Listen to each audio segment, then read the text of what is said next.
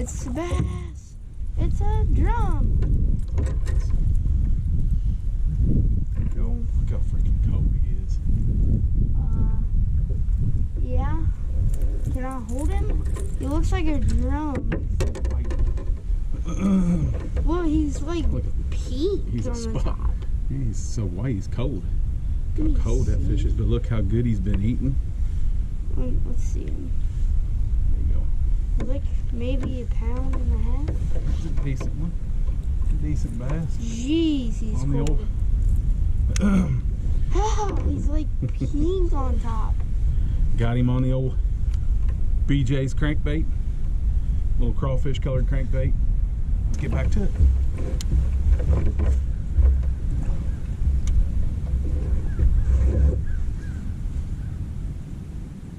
We've been plinking around with a crankbait a little bit, and getting a bite is at a premium right now. But it's late January, it's early in the year. That is only my second or third bass of the new year. So, but hey, we're getting out. It's a warm day, late January, throwing a crankbait on some of these rock transitions. This is a drawdown lake. So what you have to remember on these drawdown lakes is, you know, a lot of these pockets, like what we're fishing here, you wouldn't think they'd be back in them because they've drawn a lot of that water out. This lake goes up and down all winter long. But the main reason is this water back here is a lot warmer. We're talking 3-degree water temperature difference from the main lake to back in this pocket. And I feel like the fish that kind of live back here are going to be just that much more aggressive. So that's why we're back here. So always pay attention to water temperature. That's a really, really big deal in the wintertime. You find that 2 or 3 degree water temperature difference where it's just a little bit warmer, that can make all the difference in the world. Let's go catch another one.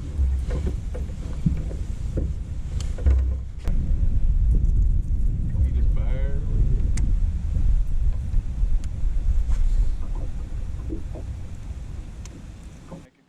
Yep, biggin. Biggin, dude. This one here's a good one. Is it bigger than the other? Yeah, I can't tell how big, but it's bigger than the last one I caught. Yep. Giant? Yeah, he ain't giant. Yep. Bigger than the last one. That one's a largemouth. Tiny on red crankbait. There we go, catching us a couple. Nice. For late January, we'll take it. So water's warmer, as I said earlier, but the big thing is rock transitions. This looks like a do-nothing bank. Not a lot here. But you just have little isolated rocks on these mud banks this time of year. There'll just be one rock here, one rock there. And if you can get a crankbait to come close to it or in contact with it, you can catch one. Hard. Well, it could have been. I need to exploit this with a couple other baits. Oh, I know the bait I need to throw. What? I'm gonna get it out here in just a minute. What? What is it? My chatterbait, my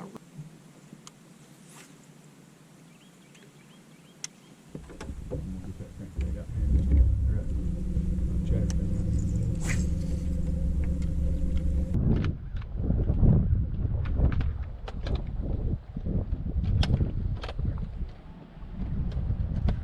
Here's a good one.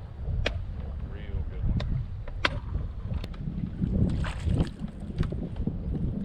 Stick. Another one? There we go. You can see he got an old injury. Gill tore up. Tell me catch and release don't work. Look at that. He survived.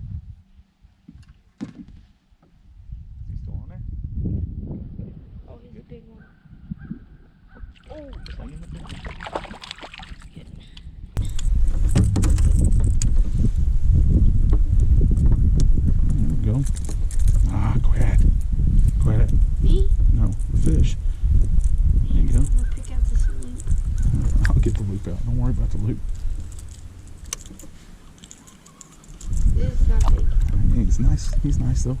Hold him up.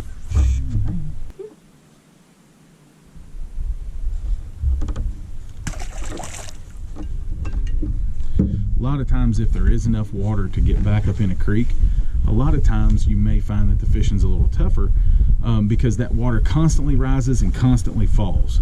So those fish don't really gravitate back there where they have to go a long way to come back out when the water falls. So you typically are going to be looking for steeper banks, kind of like what you can see over here and in behind me, those 45-degree tapering banks, and any of the bluff ends where those meet the kind of tapering bank. Those are going to be your high percentage areas because those fish can go up and down with the rising and falling water. So we typically stay kind of near main lake. Now this particular lake, when they draw it down to winter pool, that's about all you got is main lake. There's not a whole lot up any of the creeks or rivers. So we kind of focus on these little pockets just on the inside corners of them, especially if you can find one where there's not a lot of wind blowing into it, and the sun's beaming down on it, and you get that water temperature spike where it'll come up 2 or 3 degrees warmer than the main part of the lake. That's when you can start to kind of find some fish that are more aggressive. So that's what we've done today. This is the only pocket that we've been able to get bit in. We checked some other stuff and it just didn't happen. This one has less wind and the water's a couple degrees warmer, and it's made all the difference. So keep that in mind in wintertime fishing in general, but especially on drawdown lakes. You don't want to get caught up going too far because of that water fluctuation. Those fish typically won't navigate way in the back because that water's going to pull right back out again as soon as it falls again. So we're going to see if we can catch us a couple more guys. Until next time, we will see you on the water.